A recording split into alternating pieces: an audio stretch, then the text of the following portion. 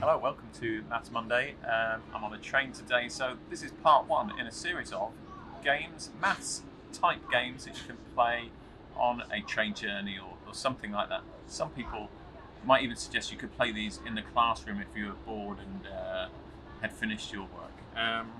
Right, so this is part one, and we are looking at this is a variation on noughts and crosses, and it is called hashtag noughts and crosses. Let me show you down here how it works. So this is what a normal noughts and crosses board would look like. But in this variation, within each of those, each section has its own noughts and crosses grid, I suppose we'll call it.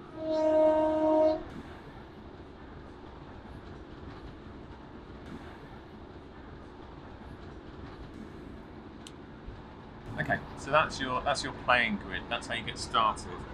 And what you do is within each of those you play a little mini game of noughts and crosses, and the winner is the one that can win 3 of these grids in a row, going either horizontally, vertically or diagonally.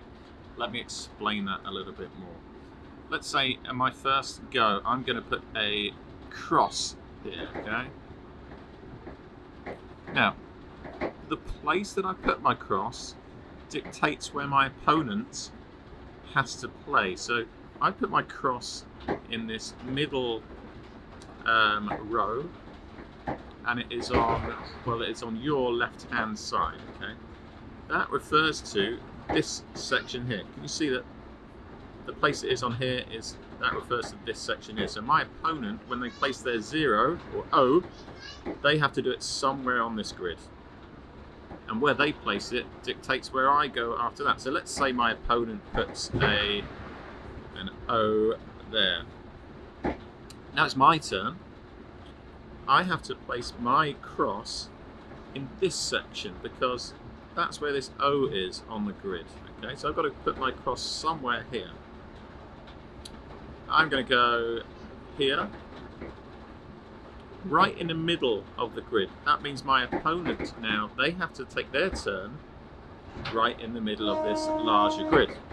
Okay, so they probably want to do, well, let's say they do this. They've gone in the middle. That means it's my turn. I now get the chance to go in the middle here as well. I'm going to go here. So now it's my opponent's turn. They have to go somewhere in this box, and let's say that they go here. Okay, that means this is the bottom row, well, top row as you're looking at it. So that's here, right? That is referring to that. I now have to go in here. I'm going to go, say, the thing is, I want to go in the middle. That's a nice strong place to have, but if I do that, it gives my opponent an opportunity to put an extra one in this central grid here, which I don't really want to do. So I'm going to go there. Right, and that's how it works, and you keep going. I'm going to speed through some of these now so you can see how the game develops, and then you can see how we decide who is the ultimate winner.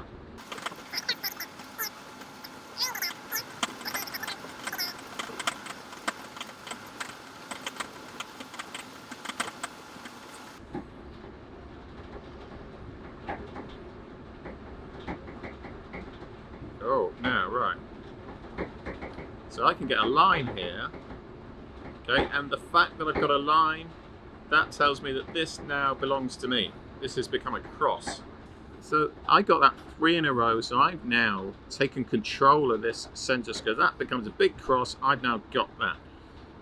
And then, this is my last go, and so we just carry on playing through the game until one of us has taken control of 3 squares in a row, just like you would in a normal game.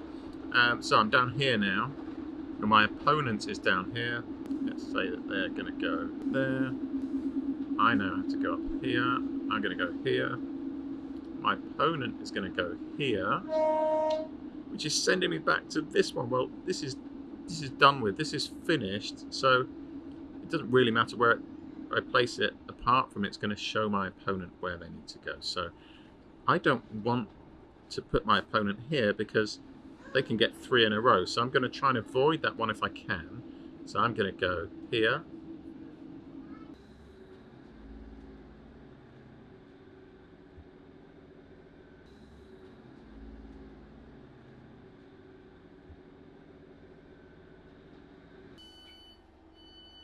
Oh, that puts me here. I've got 3 in a row.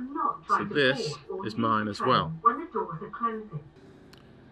So I got those 3 crosses in a row, which means I get to take over this particular one. So look, I've nearly got this diagonal here now. If I can somehow get 3 in a row in this bottom grid, then I'm winning. And yay! Okay, so I've now got 3 in a row here, which means I get to take control of this one. And I won the game because I got 3 in a row there. So it starts with a very simple game of noughts and crosses, and but it actually makes it a very, very complex game. But I really like it. It's really good fun. It's difficult. It's a difficult game to really sort of try and plan ahead and think ahead and work out the strategy, which is why it's such a good game.